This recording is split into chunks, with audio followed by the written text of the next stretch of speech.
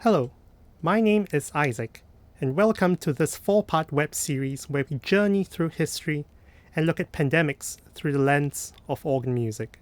We begin in Italy, a land steeped in history and tradition. Visitors would rave about the great food and wines and the Instagrammable sights, but little do they know that the real gem of Italian culture is nestled in unassuming churches. Some say that the Italian Baroque organ is the mother of all modern organs. The medieval blockwork organ comprised of an undivided principal chorus, the ranks incapable of separating into individual stops. The myriad of colours that one associates with the modern organ was not possible on such an instrument. When a note is played, all corresponding pipes will sound off. A single note will thus sound in octaves, fifths, and thirds. A most impressive, albeit shrill cacophony. The Italian organ separated the unified ranks, and we arrive at an instrument that was capable of differentiating pitch and colours.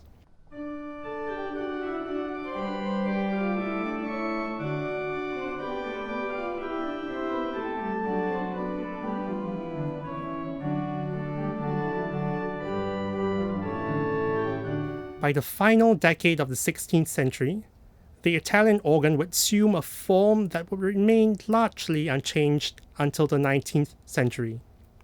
This consistency in instrument building gave birth to the golden age of Italian organ compositions, with centers in Venice, Rome, Florence, and Naples. The increasing prominence of instrumental music rested on the shoulders of keyboard virtuosos such as Maione, Trabacci, and Pasquini, who helped usher in the early Baroque. Frescobaldi, famed organist of St. Peter's in Rome, was already an unparalleled virtuoso, as well as a prodigious composer of keyboard music. Except for 2 stints in Mantua 1615 and Florence 1628 to 1634, Frescobaldi steered the history of keyboard music from his prestigious post at St. Peter's. His style encapsulated the extravagance of the Baroque, marrying the bold chromaticism of the late madrigals with the artful counterpoint of Venetian and Neapolitan traditions. Publishing music during this period was an ambitious and expensive endeavor. Frescobaldi's place in the annals of keyboard greats was cemented with not 1, but 6 collections in his lifetime. These publications secured his reputation as a keyboard composer par excellence.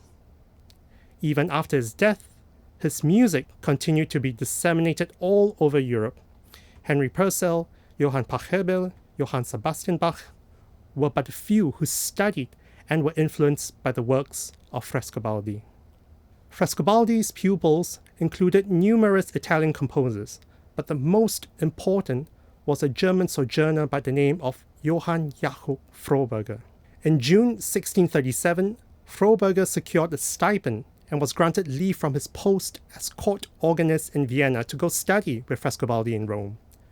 Through that period of study, he became a torchbearer to the grand Italian keyboard tradition and promulgated this style in the German-speaking lands.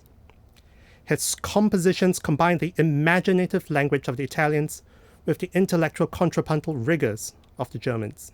Both of the composers featured today came into contact with the plague, male contagioso, contagious disease. The Italian plague began in 1629 when infected German and French troops, responding to movement orders from the 30 Years' War, passed through Mantua. It then spread like wildfire throughout Lombardy and crippled Milan, its commercial center. Venetian troops infected with the disease retreated into northern and central Italy and extended its deadly reach.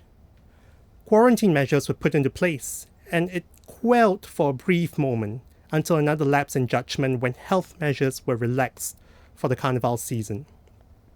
The plague ravaged Milan, Venice, Verona, Bologna, and Florence with no signs of abating.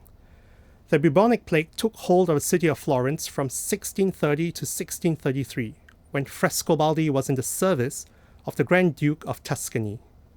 Paralleling our modern-day events, the economy of Florence came to a standstill for 6 months in 1631, and again for 4 months in 1633.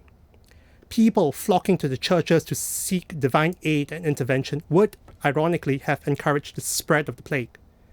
The patronage of the Duke would not have sheltered Frescobaldi from the horrors of the plague, and he must have witnessed the devastation it wrought firsthand. Thankfully, he emerged from that episode unscathed and went on to produce Fiori Musicali, a collection of keyboard works that no doubt reflected his labours at St. Peter's and counted Bach and Fuchs amongst its many admirers.